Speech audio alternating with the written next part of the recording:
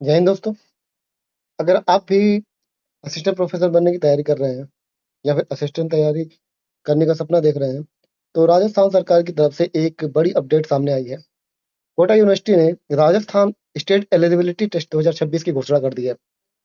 और आज की इस वीडियो में हम बात करेंगे कि कौन आवेदन कर सकता है, परीक्षा का पैटर्न क्या होगा और इसमें सबसे अच्छी बात क्या होगी।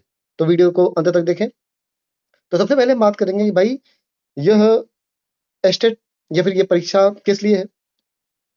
तो ये परीक्षा जो है असिस्टेंट प्रोफेसर की पात्रता के लिए है। और सबसे बड़ी बात इसकी यह है कि यह हमेशा के लिए मान्य होगा। इसका जो सर्टिफिकेट होगा वो हमेशा के लिए मान्य होगा और केवल राजस्थान में ही मान्य होगा। तो जैसा कि आप ये देख रहे हैं, इसका नोटिफिकेशन राजस्थान स्टेट या फिर कहा जाए कि स्टेट एलिजिबिलिटी टेस्ट राजस्थान के लिए है, जो कि यूनिवर्सिटी ऑफ कोटा करवाती है। तो चलिए बात करते हैं हम कि इस एग्जाम के लिए कैसी तैयारी होनी चाहिए या फिर कहा जाए कि इसका पैटर्न क्या होगा, कौन कौन एलिजिबल होगा। तो इन सभी की चर्चा हम लोग बात करते हैं एक एक करके। ठीक है, चलिए। तो देखिए, अगर हम बात करें कि भाई परीक्षा कौन सी है, तो ये आपकी राजस्थान राज्य पात्रता, ठीक है, क्या है, राजस्थान राज्य पात्रता परीक्षा, ठीक है, स्टेट 2026। और अगर हम बात करें कि भाई आयोजन कौन करवाता है, तो इसका जो आयोजन है वो कौन करवाता है भाई, ये आपका कोटा यूनिवर्सिटी के द्वारा कराया जाता है। ठीक है। और इनका काम क्या है भाई कि सहायक प्रोफेसर या फिर कहा जाए कि असिस्टेंट प्रोफेसर के लिए जो ये पात्रता होती है उसी के लिए ये पेपर कराया जाता है। ठीक है ना। और अगर बात करें कि वैधता, भी हमने बताया कि ये हमेशा के लिए मान्य होगा और केवल राजस्थान में ही मान्य होता है। ठीक है ना। चलिए अगर बात करें भाई कि ये जो स्टेट है, इसकी आवेदन की प्रक्रिया क्या है, तो 14 जून से स्टार्ट हो गया है ये आपका। ठीक है ना। कहा जाए कि 14 जून से 15 जुलाई तक ये आपका चलेगा। ठीक है, 14 जून से 15 जुलाई 2026 तक फॉर्म आपका फिल होगा। और परीक्षा की तिथि की बात करते हैं तो 6 सितंबर 2026 को, ठीक है, 6 सितंबर 2026 को इसका पेपर होने वाला है। और सभी विषय, जितने भी विषय हैं, सभी के सभी विषय के पेपर जो होंगे वो एक ही दिन होने वाले हैं। ठीक है ना, कि जितने भी सब्जेक्ट हैं सभी सब्जेक्टों का एक ही दिन होने वाला है। ठीक है, आगे बात करते हैं भाई अगर हम कि पैटर्न क्या होगा परीक्षा का। अगर हम पैटर्न की बात करते हैं तो पेपर आपका 2 होगा। कितने होंगे, 2 पेपर होंगे, पेपर फर्स्ट और पेपर सेकंड होने वाला है। ठीक है ना। प्रश्नों के प्रकार की बात करते हैं तो ऑब्जेक्टिव टाइप होंगे, एमसीक्यू पेपर आपको मिलेगा। ठीक है ना, कैसा होगा, एमसीक्यू होगा। और 3 घंटे आपका समय रहेगा, 180 मिनट या फिर 3 घंटे। ठीक है ना, ये कंटिन्यू पेपर होगा, दोनों ही पेपर एक साथ ही दिए जाएंगे आपको। ठीक है ना। और जो पेपर फर्स्ट होगा वो आपका 50 क्वेश्चन होगा, और जो पेपर सेकंड होगा उसमें आपके 100 प्रश्न होंगे। 50 प्रश्न आपके इसमें जीके जीएस या फिर रीजनिंग, ठीक है ना, और फिर एलिजिबिलिटी टेस्ट से संबंधित क्वेश्चन आएंगे। और जो 100 प्रश्न होंगे इसमें आपके सब्जेक्ट से होने वाले हैं। ठीक है ना, किससे होंगे, सब्जेक्ट से होंगे। ठीक है ना। अगर हम बात करते हैं भाई मार्किंग स्कीम में की, तो प्रति एक प्रश्न के लिए 2 अंक आपको दिए जाएंगे। कहा जाए कि अगर 150 प्रश्न हैं, 50 और 100, 150 प्रश्न हुए तो 300 अंक के टोटल आपके होने वाली है यह परीक्षा। अगर नेगेटिव मार्किंग की बात करते हैं तो यहाँ पे कोई भी नेगेटिव मार्किंग नहीं होने वाली है। ठीक है ना, कोई भी नेगेटिव मार्किंग यहाँ पे नहीं होगी। ठीक है। अब देखिए, अभी जो हमने बात किया भाई कि पेपर फर्स्ट 100 अंक का होगा, जिसमें 50 प्रश्न होंगे और उसमें शिक्षण, शोध, अभिवृत्ति, रीजनिंग और जनरल अवेयरनेस जैसे प्रश्न आपको देखने को मिलेंगे। और सेकंड पेपर में आपके 200 अंक होंगे, 100 प्रश्न होंगे और आपके मुख्य विषय से संबंधित होंगे। ठीक है ना, जो भी आपका सब्जेक्ट हो, चाहे हिंदी हो, इंग्लिश हो, फिजिकल एजुकेशन हो, साइंस हो, मतलब जो भी होगा। ठीक है। भाषा की बात करते हैं तो प्रश्न पत्र जो होंगे आपके अंग्रेजी और हिंदी दोनों में ही उपलब्ध होंगे। ठीक है ना। भाषा विषयों को छोड़कर, जैसे भाषा विषय का मतलब है अगर हिंदी का पेपर है तो भाई उसमें तो आपको इंग्लिश देखने को नहीं मिलेगा। ठीक है ना, तो वो हिंदी में ही होंगे टोटल।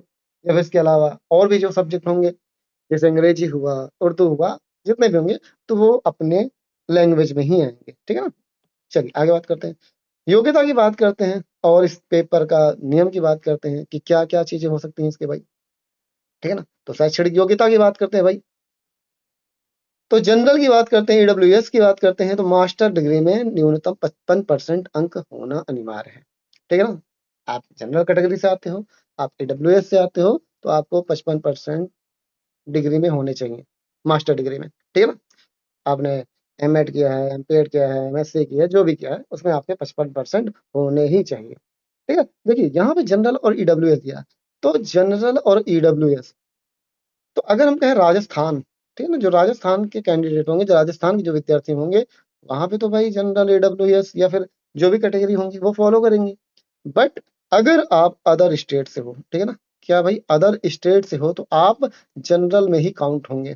कहाँ पे? जनरल में ही काउंट होंगे। ठीक है ना? जैसे कि आप राजस्थान जैसे स्टेट दे रहे हो, आप राजस्थान न होके आप मान लीजिए उत्तर प्रदेश से हो, हरियाणा से हो, दिल्ली से हो, मतलब भारत के किसी भी राज्य से हो, तो आप कहाँ काउंट होंगे?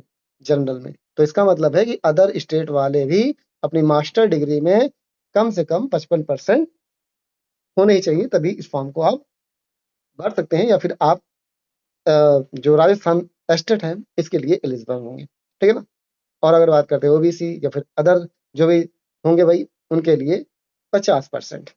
ठीक है? 50% अंक अनिवार्य रहेगा। चलिए आगे बात करते हैं भाई। अब देखिए, यहाँ पे एक चीज बात याद रखिएगा कि यहाँ पे देखो, अंतिम वर्ष के छात्र पात्र हैं, मतलब कहा जाए कि जो भी फाइनल ईयर के स्टूडेंट होंगे, वो भी इस फॉर्म को फिल कर सकते हैं, बशर्ते कि जो सेट रिजल्ट के 2 साल के भीतर है। ठीक है ना? जो सेट का रिजल्ट होगा, उसके 2 साल के भीतर ही आपका रिजल्ट आ जाना चाहिए, तभी आप यहाँ पे मान्य होंगे, तभी आपका जो ये पात्रता, मतलब ये जो स्टेट की पात्रता है, वो आपके लिए मान्य होगा, अदरवाइज नहीं। 2 साल के भीतर आपका रिजल्ट फाइनल आ जाना ही चाहिए। ठीक है ना? अन्यथा आप नहीं एलिजिबल हो पाओगे आप। ठीक है ना? चलिए आगे बात करते हैं भाई। विषय चयन, तो उम्मीदवार केवल अपने पोस्ट ग्रेजुएशन वाले विषय में ही परीक्षा दे सकते हैं। ठीक है ना? कहने का मतलब है कि आप भाई असिस्टेंट प्रोफेसर बनने जा रहे हो, तो जब आपका एमएड होगा, ठीक है ना, या फिर कहा जाए एमपीएड होगा, या फिर और भी जिसमें आपने मास्टर डिग्री ली होगी, उसी विषय के अंतर्गत, ठीक है ना, उसी विषय में ही आप इस परीक्षा को दे सकते हैं। ठीक है ना? आयु सीमा की बात करते हैं, तो ऊपरी आयु सीमा नहीं है कोई भी। ठीक है ना? मतलब मैक्सिमम एज का कोई भी क्राइटेरिया नहीं है, कोई भी इस फॉर्म को भर सकता है। अगर हम परीक्षा शुल्क की बात करते हैं भाई, तो जो सामान्य या फिर ओबीसी क्रीमी लेयर वाले होंगे, उनके लिए 1500 रुपये होंगे। ठीक है ना? 1500 रुपये का फॉर्म होगा। और या फिर कहा जाए ईडब्ल्यूएस जो होंगे, ओबीसी में नॉन क्रीमी लेयर वाले होंगे, वो आपके 1200 रुपये का फॉर्म होगा।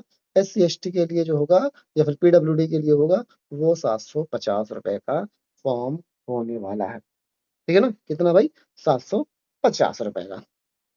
ठीक है? चलिए आगे बात करते हैं भाई, आवेदन कैसे करें? तो आवेदन करने के लिए भाई आपका जो पोर्टल होगा कोटा विश्वविद्यालय की, ठीक है, जो कोटा विश्वविद्यालय की अधिकारी वेबसाइट होगी, या फिर राजस्थान एसएसओ पोर्टल के माध्यम से ऑनलाइन आवेदन कर सकते हो, या फिर आप जो आपका सरकारी रिजल्ट होगा उस पे जाएंगे, तो आपको ये देखने को मिल जाएंगे, वहीं से ही जो फॉर्म भरना होगा, उसी के द्वारा आप इस फॉर्म को फिलअप कर सकते हो। ठीक है ना? तो भाई ये रही आपकी एस्टेट की जो भी जानकारी थी, वो हमने आपको प्रोवाइड करा दी है। अगर इसके अलावा भी कोई भी आपको डाउट हो, आपको दिमाग में कोई प्रश्न उठ रहा हो, तो आप कमेंट बॉक्स में अपनी जो भी डाउट हो, उस डाउट को यहाँ पे लिख सकते हैं, और हम आपको उसका निवारण कमेंट में दे देंगे। या फिर जैसे कोई अन्य अ, अन्य कोई आपकी बड़ी समस्या हो, ठीक है ना, फॉर्म कैसे फिल किया जाए, या फिर और भी कोई ऐसी समस्या हो, तो उसके लिए बोलेंगे, तो मैं उस पे भी वीडियो बना दूंगा कि भाई किस तरीके से आप इसको, इस फॉर्म को अप्लाई कर सकते हैं, इसको कैसे आप किस तरीके से अप्लाई करेंगे, क्या-क्या ज़रूरत पड़ेगी, वो सभी कुछ मैं आप एक अलग वीडियो में बना दूँगा। ठीक है? चलिए, तो आई थिंक आपको समझ में आया होगा। तो जितने भी लोग असिस्टेंट प्रोफ़ेसर बनने का सपना देख रहे हैं, या फिर जो भी असिस्टेंट प्रोफ़ेसर बनना चाहते हैं, तो इस वीडियो को ज़्यादा से ज़्यादा शेयर करें, और अगर चैनल पे नए हो तो सब्सक्राइब करिएगा और लाइक करिएगा। तब तक के लिए धन्यवाद। जय हिंद।